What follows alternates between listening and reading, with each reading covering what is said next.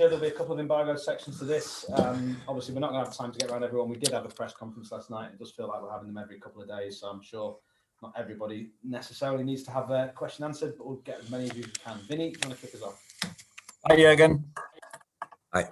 I just looking again at last night, and obviously some of the analysis looked at defending deeper to deal with balls over the top, and also the subject of restoring Fabinho to midfield was brought up again as well because of what you miss when both he and Jordan aren't there. But what do you feel you need to change, if anything, to rediscover the kind of continuity of positive results that we've seen from you?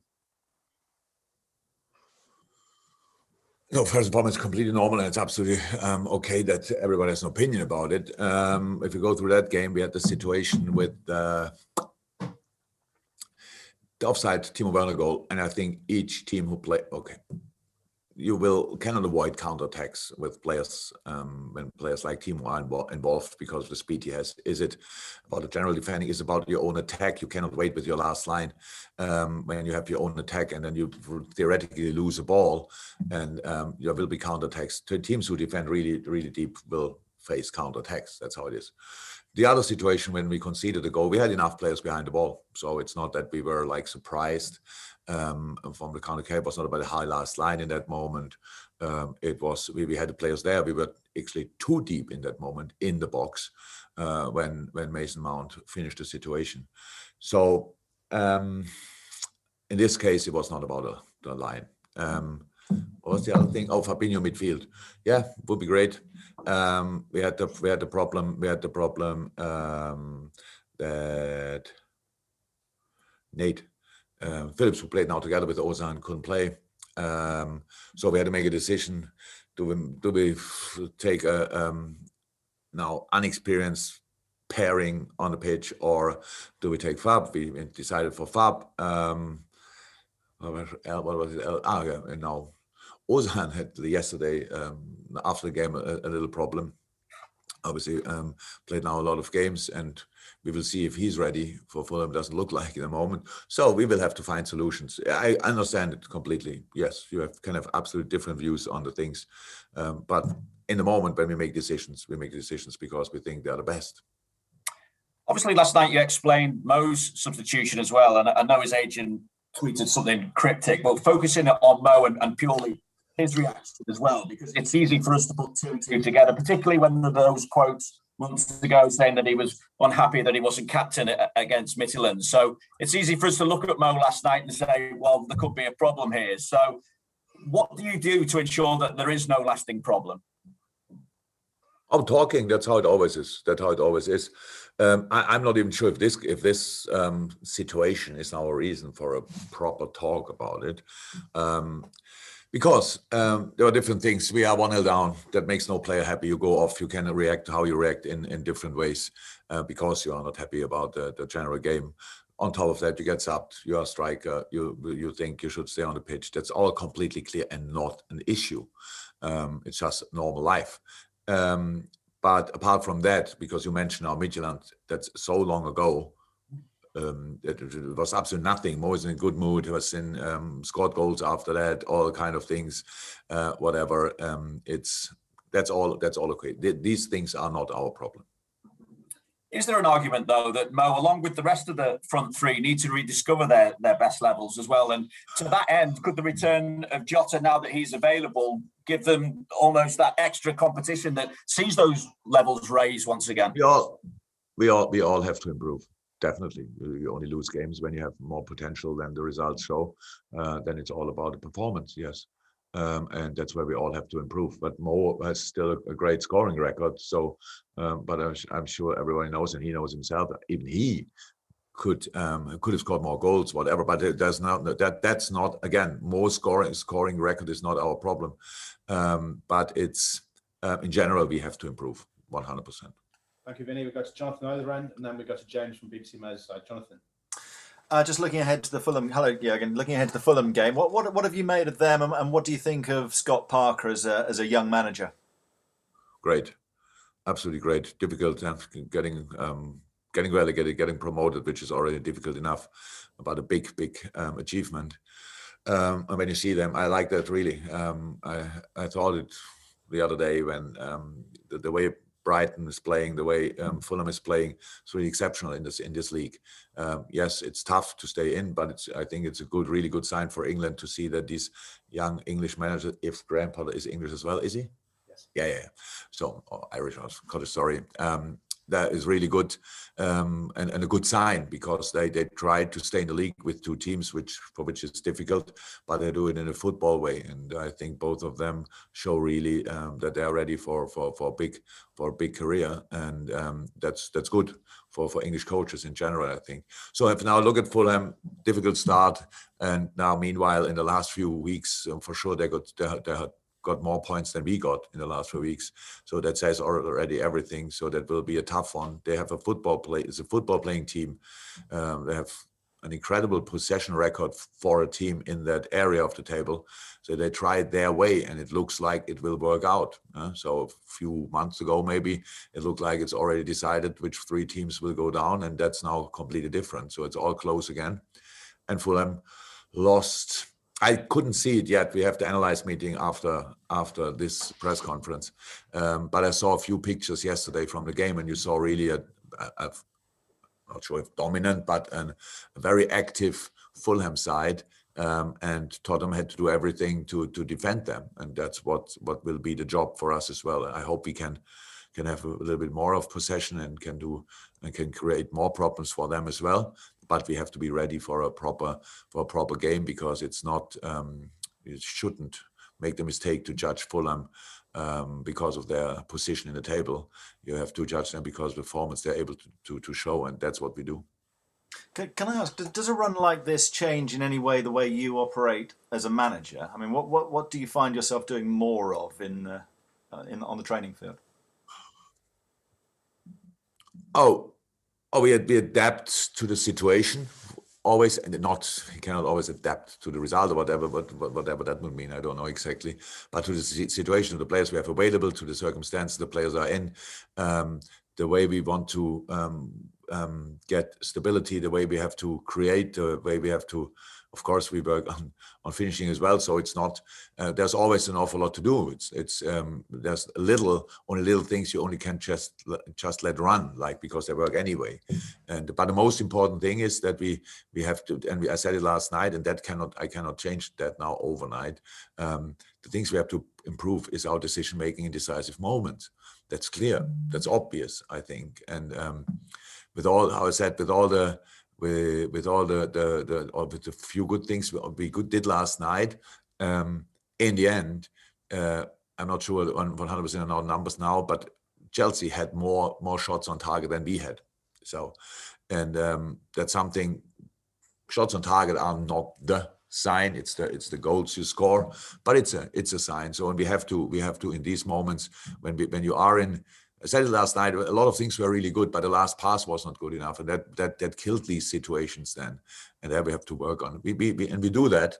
But in the end, it's football as well. It's about creating a feeling in the game, like a confident, whatever. And if you're 1-0 down, it's different to being 1-0 up. So, and we with that one situation, we brought us in a situation where we had to chase the game again. And against a quality side like Chelsea, that doesn't make life easier, especially if you then don't use the situations you have. Like we know that the big chances we had, and if you use them, then the whole game can change. If not, they're not. Thank you. We'll take one from James Malford, then one from TalkSport. Conscious we've got two embargoed sections, and we have been doing a lot of presses. James, then Ian. Hi, Jurgen. Can I just ask, please, about injuries for the game against Fulham, and particularly Nat Phillips and Ben Davies? How close are they to being back to full fitness? Nate, I think, will be ready. Ben as well. So for Ben, it's now, it's not easy. So in our situation, we brought him in, and he has to adapt and all these kind of things. He's a really good player. But we have just to make sure that we try to make sure that the people who play with each other, and if you bring one new player and a second new player, to change everything. And so we have to see which decision we make for it. But it looks like from the boys that were available, could be, and I didn't get the final information yet, only yesterday after the game, could be difficult for, the game could come too quick for Ozan. But Nate should be ready again, and Ben anyway. Okay, thank you. One for you, Ian, and then we'll go to Carl Markham from Press Association. Hi, Jurgen, how are you? You all right? Kind of. Kind of. I just wonder if you think this dip in form is actually was inevitable. You worked so hard climbing the mountain in the last 2 years, winning the European Cup, World Club Cup, Premier League.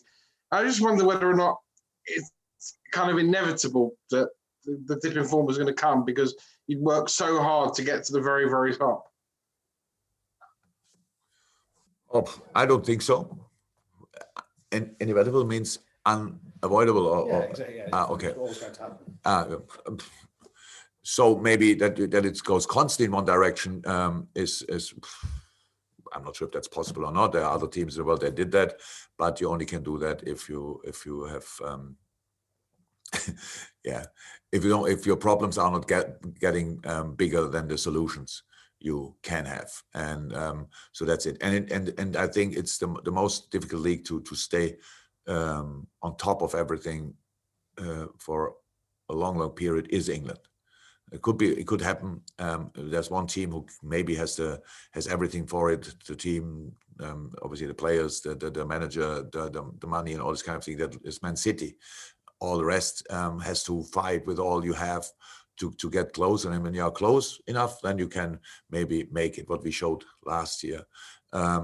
But there's a big difference between what the situation we are in now and the situation which could have happened. So becoming second or third or whatever in a year when it's not perfect for you is, I think, for everybody absolutely okay. You have the chance to go in cup competition far. You have the chance to go in the Champions League as far as possible. All these kind of things.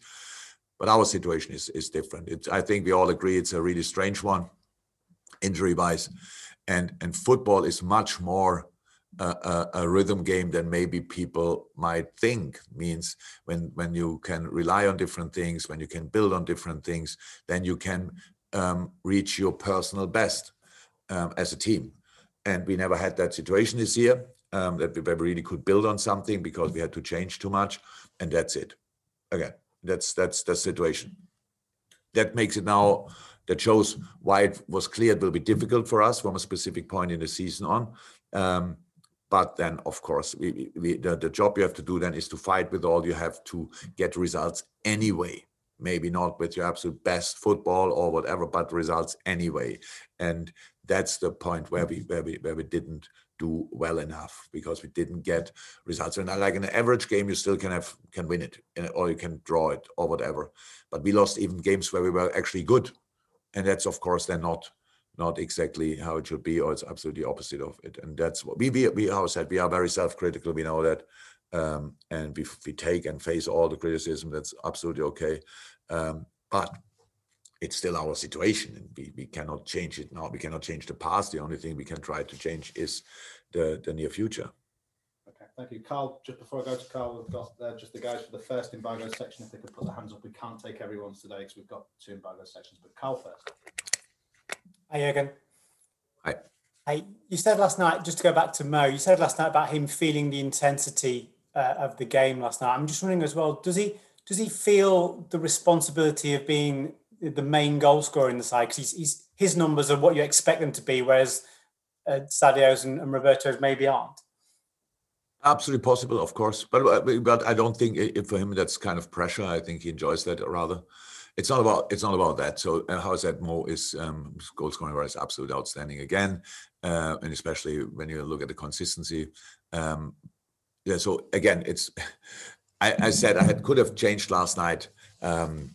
Other players as well. That's true. It was more about who we bring on in this moment, and then in the situation when you make a decision like that, he looked for me like he felt intensity. He probably saw it completely different. That's again absolutely fine. That's not the most important thing in the world. Half an hour without Mo Salah, maybe that's the reason why he can play on Sunday again. Stuff like this. We make these decisions in the moment and not with any thoughts in behind. The problem is only you have to explain it obviously then after the game, the day after the game, and all these kind of things. We try to find a story. These kind of stories so far they didn't happen. I cannot guarantee for the future and for all times that it will never happen. But these kind of discussions we never had. So it's completely normal. They're normal. I make a decision. The boys accept it. Nobody feels that he has nothing to do with the situation, that he's not responsible for it. Not I don't do that. The players don't do that. We all know we came together to the top and we came together to the point here, and we will sort it together. So that's our idea of it. But I understand that this kind of, I cannot not change a player just because it creates a story afterwards. I don't even think about these kind of things in the moment. I do, but will that mean? And tomorrow they will ask this or that. It's just not like this. You do it because you think in the moment it's right, and you are allowed to judge it afterwards if it was right.